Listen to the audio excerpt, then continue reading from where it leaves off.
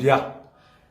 Mutane da Allah su rika fahimtar da mutane yanda 'yan jarida in za su dauki headline su suna daukar abin da za su gayyaci mutane ne ko kuma yanda za su dau hankalin mutane. Wasu suna rubutawa rarara ya ce ya daina wa Buhari waka, ba haka bane. Wasu suna cewa rarara ya ce ba zai yi waka ba sai talakawa sun bashi naira dubu. Abinda na faɗa cewa nayi waɗanda suke propaganda suna ƙaryar cewa yanzu talakawa ba sa tare da Buhari. Alaikum, sunana Garba. Kana an dabo sai ku tura wa rarara naira 1000 tunda da yayi su muku abin arziki.